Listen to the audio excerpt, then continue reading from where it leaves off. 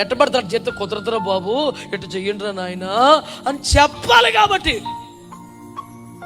చెప్పొద్దని, దేవుని చిత్తాన్ని ప్రకటించొద్దని ఎవరు చెప్పినా ప్రకటించుట మానలేము. జెఫన్యా శాస్త్రి వ్యక్తిగత సాక్ష్యం ఒక్క ముక్కలో చాలాసార్లు చెప్పాను, మళ్ళీ చెప్తున్నాను. బైబిల్లో లేనిది చెప్పే అంత ధైర్యం లేదు, ఉన్నది చెప్పడానికి ఎవ్వడికి భయపడను. మళ్ళీ చెప్తున్నాను, బైబిల్లో లేనిది చెప్పే అంత దమ్ము ధైర్యం లేదు, ఉన్నది చెప్పడానికి ఎవ్వడికి భయపడను. సత్యేదాకా చెప్తానే ఉంటాను. ఆ పాయింట్ మీద సాగు కొడితే సత్తాను, సత్యం ముందు కూడా చెప్పే సత్తాను. మళ్ళీ వెంటిలేటర్ మీద పెట్టాల్సిన దరిద్రం వస్తే రాకూడదని కూడా పీకి ఆ మొక్క చెప్పి సత్తా.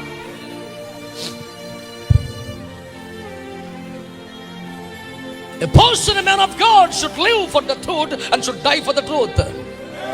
ఒక దైవజనుడు అయితే నీవు సత్యం కొరకు బ్రతకాలి, సత్యం కొరకే చావాలి.